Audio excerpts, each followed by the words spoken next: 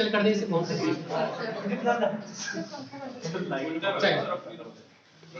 स्वागत है आपका एम एजुकेशन एकेडमी के यूट्यूब चैनल पे।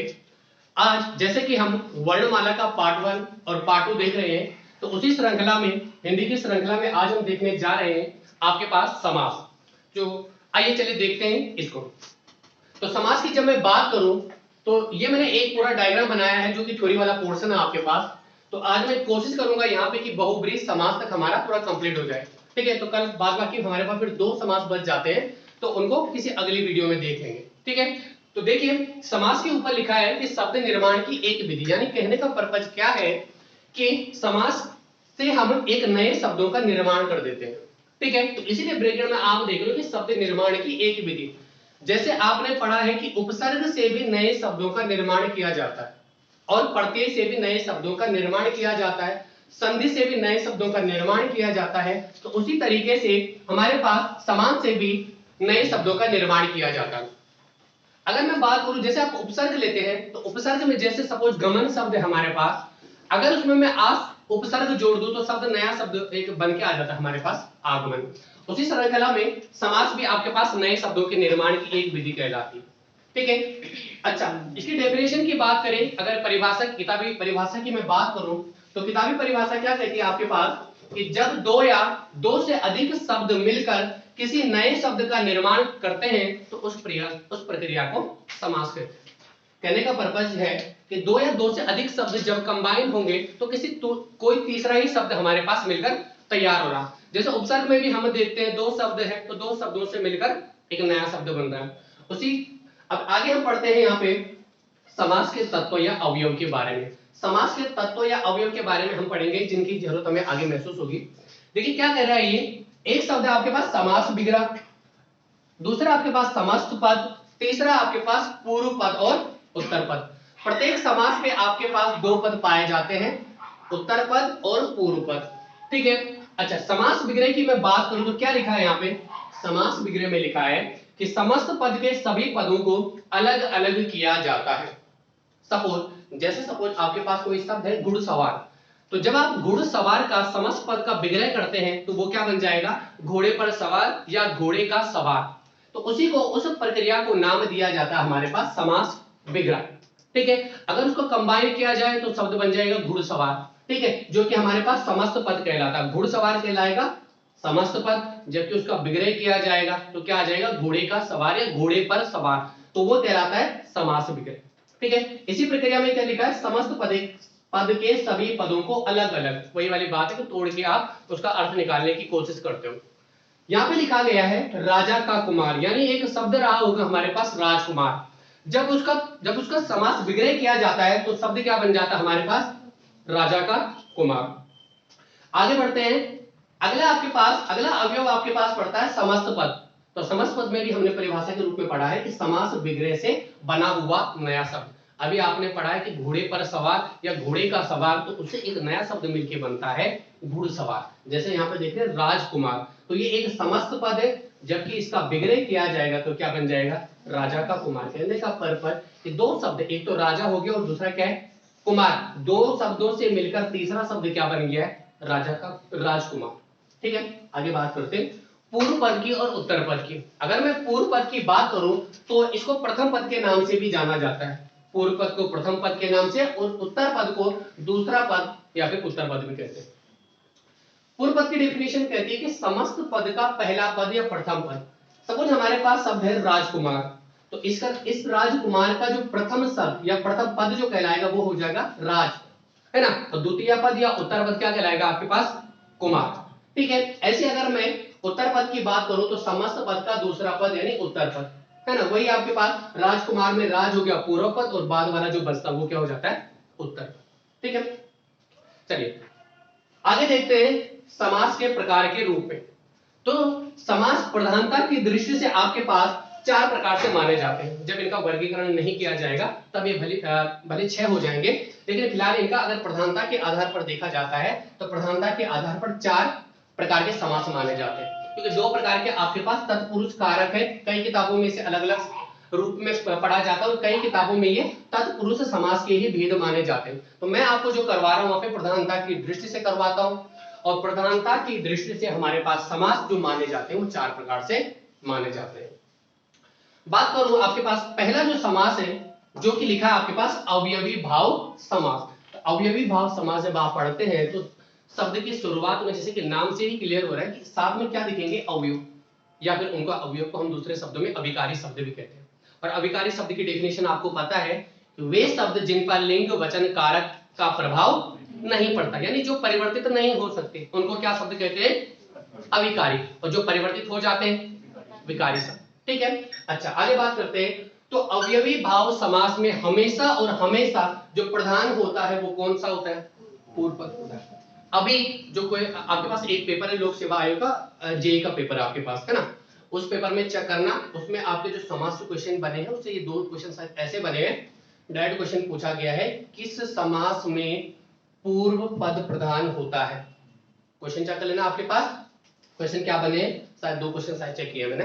क्वेश्चन प्रधानता की दृष्टि से बने कि किस समास का पूर्व पद प्रधान होता है, किस समास का उत्तर पद प्रधान होता है, किस समास के दोनों पद प्रधान होते हैं, या फिर किस समास के दोनों पद अप्रधान। अप्रधान का मतलब मुख्य भूमिका में नहीं है, गौण।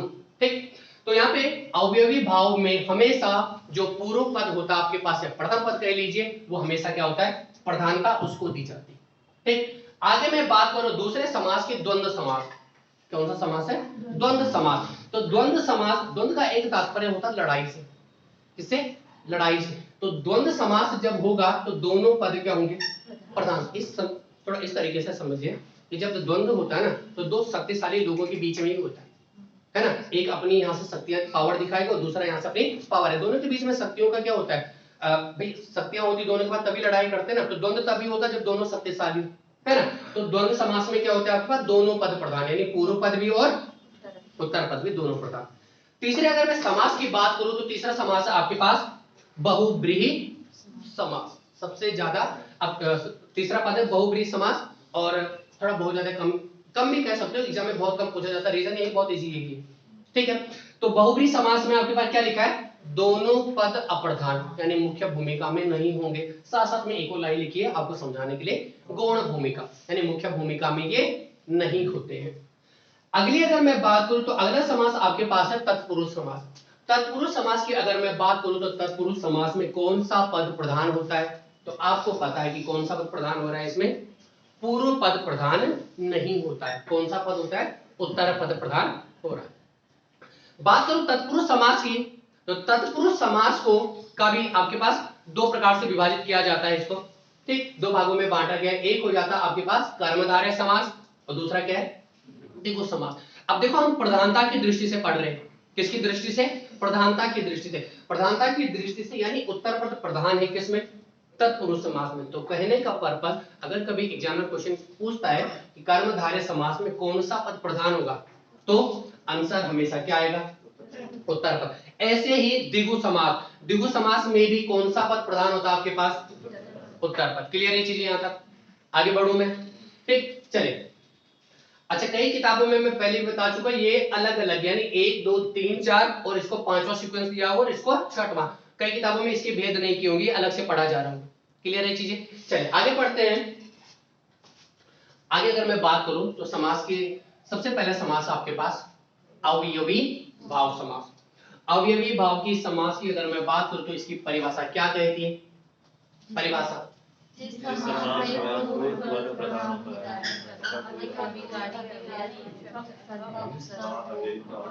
जिस समास में पूर्व पद प्रधान होता है तथा कोई अविकारी शब्द ओब्लिक अवयव शब्द ओब्लिक पानी उपसर्ग, क्या लिखा है एक और लाइन, उपसर्ग हो, तो वहां पे कौन सा समास होता है, अवयवी भाव समास होता है या नहीं होता, दे दो ये आगे दे दो। ठीक, तो डेफिनेशन आपने पढ़ ली इसकी, क्या कह रहा है डेफिनेशन में कि कोई कौन से शब्द दिखाई देंगे इसमें, एक तो अविकारी शब्द, अविकारी शब्द को दूसरा नाम क्या कहा जाता है, अवयव शब्द, और इसके अलावा और क्या दिख जाएगा आपको, अविकारी शब्द आपको पता है और अवयव भी पता है ना। आपने जब संज्ञा सर्वनाम क्रिया क्रिया विशेषण ये विकारी और अविकारी में ही आपने पढ़ा नहीं, ठीक है। अच्छा, क्या कह रहा है देखिए यहाँ पे, कोई अविकारी शब्द, अविकारी शब्दों पे इसका प्रभाव नहीं पड़ता, लिंग वचन कारक और काल का कोई प्रभाव नहीं पड़ता। जैसे सपोज लड़का आपके पास, लड़का कौन सा शब्द है?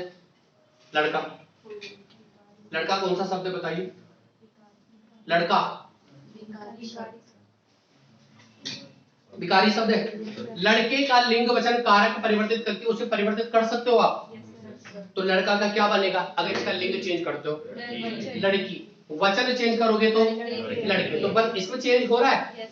एक शब्द है यथा, इसको चेंज कीजिए, लिंग वचन कारक या काल को चेंज कीजिए और अब बनाइए यथा को। कभी यथी सुना है कोई शब्द? यथो सुना है? तो वही शब्द क्या कहलाते हैं आपके पास? अवयव शब्द या अविकारी शब्द। क्लियर हुई चीजें? यहां से क्लियर है? ठीक। अच्छा, यहां देखिए नोट में देखिए क्या लिखा है, पढ़िए इसे कि किसी शब्द की आवृत्ति भी इस समास के अंदर आती है ना। उदाहरण दिया है आपके पास, क्या? बार बार, तेज तेज, बारंबार, दिनों दिन, धीरे धीरे, एक। यानी कोई शब्द होते हैं जिनकी आवृत्ति बार बार होती है आपके पास, बार बार रिपीट किए जाते हैं। तो अगर कुछ ऐसा केस मिलता है, जैसे सपोज मैं कहूं बार बार, तो वो भी कौन सा समास आ जाएगा? अव्ययी। क्लियर है चीजें? दिनों दिन, सॉरी आपके, हाँ अव्ययी भाव समास। क्लियर है चीजें?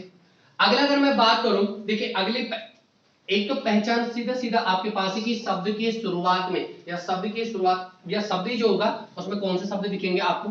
अवयव शब्द। अगर ये नहीं, पहले तो ये पहचान लोगे कि विकारी शब्द पहचान लोगे। एक शब्द है यथासंभव। कौन सा शब्द है? यथासंभव। तो यथासंभव में इसमें पूर्व पद प्रधान होता, तो पूर्व पद कौन सा हो जाएगा? यथा। यथा कौन सा शब्द है? अविकारी या अवयव, इसको परिवर्तित नहीं कर सकते, तो ये शब्द है अविकारी। क्लियर है चीज? पहली पहचान की शुरुआत में कौन सा शब्द दिखा? अवयव या अविकारी। पहली चीज ये समझ में। दूसरा अगर नहीं आया समझ में, दूसरा क्या कहा पहचान सेकंड में क्या लिखा है? शब्द की शुरुआत में निर, बे, ब, उप, अधि, अनु, निर। निर से थोड़ा याद रखना, ये वाला जो निर है आपके पास, ये उपसर्ग को इस पे हलंत लगा है, सबसे ज्यादा बार वर्तमान समय में रिपीट हो रहा है। आप लोगों ने पढ़ा होगा ना, कोई भी शब्द जैसे दे दिया निर्जीव में कौन सा, तो निर तो लगा दिया। कई शब्द ऐसे जिनके नीचे हलंत आता, तो आप, और ऑप्शन में ऑप्शन ए होगा निर, उस पे हलंत नहीं होगा, ऑप्शन बी होगा उस पे हलंत। तो आप लोगों ने सुना नहीं होगा, लेकिन मैथ्स में ये पूछा जा रहा है। ठीक है, तो दूसरा है निर, तीसरा प्रति, अगला यथा, अगला आ। तो आदि शब्द मिल जाते हैं, ये सभी क्या है? उपसर्ग। क्या है? तो देखिए उदाहरण के स्वरूप आ उपसर्ग है, तो आ से क्या बन गया शब्द? एक शब्द था जीवन, उसमें आ उपसर्ग लगा दे तो शब्द क्या बना? ऐसी एक शब्द था धड़क, इसमें बी उपसर्ग लगा दे क्या बन गया? ऐसी आपके पास पेट था, तो पेट में जोड़ दिया कौन सा उपसर्ग? भरपेट। यथा, शीघ्र, लाजवाब, आदि। क्लियर है चीजें? इनके जो पूर्व पद है आ, बे, भर, यथा और लाज, ये क्या है आपके पास? उपसर्ग। क्लियर है चीजें? अगली अगर मैं बात करूं तो अगला क्या कह रहा है पॉइंट? इसका समस्त पद वाक्य में क्रिया विशेषण का भी काम करता। तीसरी पहचान। पहली पहचान अविकारी या अवयव शब्द, नहीं आया समझ में। दूसरा क्या कहता है? उपसर्ग, नहीं आया समझ में। तीसरा क्या कहता है? कि वाक्य में क्रिया विशेषण का भी काम। तो क्रिया विशेषण की डेफिनेशन आपने पढ़ी है कि जो शब्द क्रिया की क्या बताते हैं? विशेषता, वो क्या कहलाते हैं? क्रिया विशेषण। यहाँ देखिए इसका समस्त पद वाक्य में क्रिया विशेषण का काम करता है। कोई वाक्य दिया होगा, वाक्य में क्रिया विशेषण को पहचान सकते हो। यहाँ देखिए एक वाक्य, वह घोड़ा बेलगाम हो गया, है ना। क्रिया क्या है? हो गया है। कैसा हो गया है? बेलगाम क्या है? क्रिया की। तो ये शब्द क्या है यहाँ पे? क्रिया विशेषण। क्या है शब्द? क्लियर चीजें? हाँ ना? ठीक, चले अगला क्या कहता है कि इसका समस्त पद लिंग वचन कारक काल आदि से प्रभावित, अप्रभावित रहता है। कहने का मतलब इसका कोई फर्क नहीं पड़ेगा, इस शब्द को आप परिवर्तित नहीं कर सकते, यथा संभव को प्रतिदिन नहीं कर सकते, यथा संभव को परिवर्तित नहीं कर सकते, प्रतिदिन को भी परिवर्तित नहीं कर सकते, और आजीवन को भी परिवर्तित नहीं कर सकते। सपोज क्वेश्चन पूछा जाता है कि क्या उस व्यक्ति को आजीवन कारावास की सजा हुई, बोला जाता आजीवन कारावास की सजा हुई, तो देखो, एक तो आजीवन क्या होगा, क्रिया विशेषण का काम करा, दूसरा कभी आजीवन को परिवर्तित किया है? कभी किसी के मुंह से सुना कि आजीवनों कार्यवास हुआ है? कभी सुना? बनेगा ही नहीं, क्योंकि परिवर्तित ही नहीं होता है शब्द को। क्लियर है चीजें यहाँ तक? क्लियर है? पढ़ो आगे। अगला देखिए, अगला क्या लिखा आपके पास? अगला समास आपके पास द्वंद्व समास। कौन सा समास? द्वंद्व समास। द्वंद्व समास क्या कहता है? डेफिनेशन।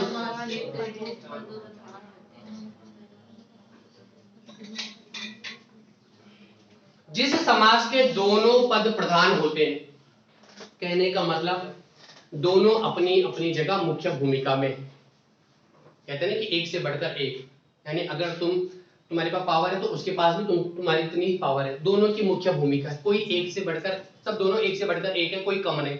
ठीक। जिस समास के दोनों पद प्रधान होते हैं तथा दोनों पदों में किसका संबंध? या तो विलोम शब्द दिखे या तो पूरक शब्द। विलोम शब्द समझते हो क्या होते हैं? विलोम एक दूसरे के अपोजिट जो हो जाएंगे, उल्टा। पूरक शब्द क्या होते हैं? पूरक शब्द का मतलब होता है कि अगर एक शब्द जरूरी है तो उसके साथ दूसरा भी जरूरी है। जैसे आप कहते हो कि दाल रोटी, तो दाल रोटी अपोजिट नहीं है, दाल के साथ रोटी जरूरी है, शब्द बन गया। तो ये दोनों शब्द क्या कहलाते हैं आपके पास? पूरक, यानी एक के साथ साथ दूसरा शब्द भी क्या आपके पास जरूरी है। ठीक। यहां देखिए, विलोम शब्दों में लिखा आपके पास दिन रात हो गया, माता पिता हो गया आपके पास, और पाप पुण्य। जबकि मैं पूरक शब्दों की बात करूं तो हवा पानी, पाप पुण्य, दाल, सॉरी पाप पुण्य नहीं, दाल और रोटी। ठीक। अगला एक और कह सकते हो, लिखा तो नहीं है यहाँ पे, इन शब्दों के बीच में ना और आता है। क्या आता है?